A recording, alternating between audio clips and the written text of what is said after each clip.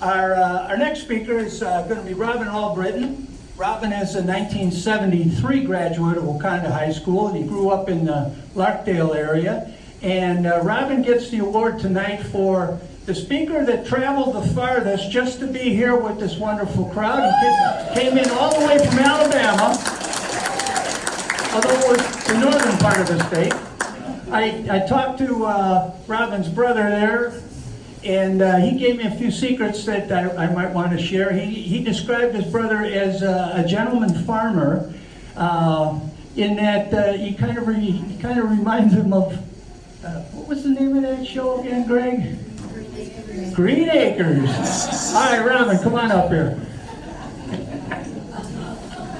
Did you talk to him, or he really just talked to you and you listened? All right. Just talk like this? Okay.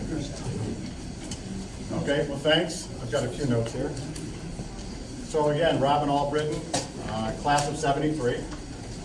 But work history, what do I have? Frank's Surgical Pizza, $1 an hour. MERS, $1.50 an hour. A&P, $1.83. Retired about 3.5 years ago, and now I'm just a day laborer from the pretty lady in the back there. So anyway, why am I here? So again, we moved to Atlanta in '81, moved to Alabama and retired about 3.5 years ago. But we visited up here. We had Thanksgiving with my brother and his sister-in-law. And we came to this again last year ago. Everyone was complaining about the Bears, a bit different this year, much better. But in those conversations, again, great. We heard great stories about Babyface Nelson. The Jim Thorpe story was great. DeHesses and Painters Rexall drugs. 16 generations of Bushicks went on as well. Waiting for him to get to the end. And Joe Rizzi had a speak as well. Anyway, but in all those conversations, and again, the one today, no mention of Larkdale. We lived in Larkdale. We lived in Larkdale from 62 to 75. And again, large subdivision, I'm sure everybody's well aware of it, on Highway 12. But there was always a bit of a competition with what we call the townies. The Lincolns would know that. We were always kind of the not the also-rans or the poor boys, but a little bit, a bit of a competition, especially with the guys in the redwoods. That was always like the upper tier of the neighborhood. But anyway, what is Larkdale? Original Larkdale Farms, I think it started in '58, and obviously is still going as well. How many homes? I don't know. I did get a number from Lisa Swanson on who to call for some information at the county, but they never picked up the phone. So, but Larkdale, again, it was old and new parts, new phase. Originally designed by a guy by the name of Dado. I don't know his first name, but we had a lagoon. We had Harold Dado. Okay, no better than I do. But we had a ballpark, played baseball every day, basketball, sidewalks, gutters. Great place to grow up in. But again, who lived in Larkdale? Who came there? Because they were inexpensive homes at the time. Pretty much like my parents came from Louisiana, Southern Illinois, but I just wrote down a few as well. So from West Virginia, the Petries, the Partons, the Baileys. From Kentucky and Chicago, the Katzers, the Shergolds came out of Chicago. The Marlows and the Bates came out of Tennessee. The Morrises came out of Kansas. They're still here. Radcliffe's out of Wisconsin. The Coombs out of Alabama. Just again, everybody came after the World War II, came up north. Chicago was always a great place to get a job. And Larkdale was an inexpensive place to start. My parents used the GI Bill to get that initial home. Everyone got along. There was always a little here and there.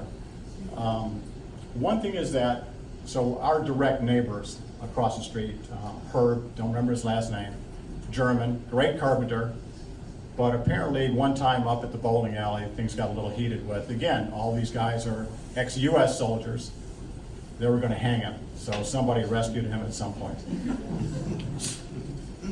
How do we get there? Again, other side of Route 12, going to the high school. If you miss the bus, walk across the field. Go across Farmer Brown's field to get there. I remember, again, just different stories as well coming out of Larkdale to where, I don't know if you guys ever did it again, but remember the old style garbage cans? They were zinc, they were silver, it had little handles on the side. And at night, if you could actually take a piece of rope and tie one to the next, you'd have a garbage can on one side of the road, one on the other, put a rope in between. Bob Frazier did it one time, got caught by the cops because it was a cop came right through. My younger brother did it. Who he'd hit? My father.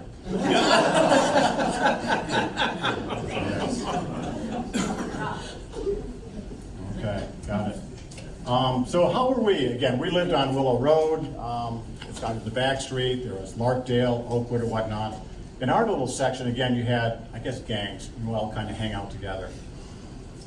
The Browns, I don't know if you know the Browns, the Goods, the Myers, the Duel. Everybody knows the Wentz. Chuck Went and Kenny Went. The Fraziers, Pines, the Linskys, Wysockies. Kenny Went wore the same pair of gym shorts every day of the summer. I wish he was here so I could embarrass him. Anyway, so a great place to go. Many stories came out of there. However, you know, really, I don't have as many stories as some people. Because again, class of 73, gone to college after that. Left this area in the middle of the snowstorm. Again, I got out of college, had those 2 terrible winters in a row. I'm moving south, so I did that. So, but my older brother, yeah, you know him as Peaches, we call him GP, Gregory Pierre, has more stories than anybody. So again, if I have an allocated amount of time, I could actually have you come up and tell a story. Come on. No, come on. Get him up here. Tell the one story, finally. I'm gonna have you tell one story. And we're gonna have you only one story, if you know. The story about you guys traveling in Ed Riley's car. No, yes you can. Yes you can. Okay. Tell that story. We were out, Mr. Ed Riley had a 67 Buick Electra convertible in the wintertime with the top down. And we happened to be in Island Lake, excuse me. And Ed said, this ain't go through anywhere. Well, I'll mention some other names in the car. Bob Radcliffe, Fred Bailey, Tom Petrie, myself. And Ed says, he can go through anything. So you can't do nothing. So he went from Island Lake to Wakanda in the ditch in the wintertime, all the way. So we get into town by the BP. Must have woke up, Officer Freeman, I think, was on it with me. And so we continued down by Mers, being wintertime, when the bad winters, the lake was frozen. And we drove out into the middle of the lake, and the nice moon was out that night. And we tried to go over to Lakeview Villa. They're waiting for us. We tried to go back by Mers, they're waiting for us. We just sat out there the rest of the night. And it didn't hurt anybody. We didn't sink the car. And everybody went home afterwards. All right, thank you. Who's next? Yeah, I'm done. My focus was to get him finally up here to tell a story.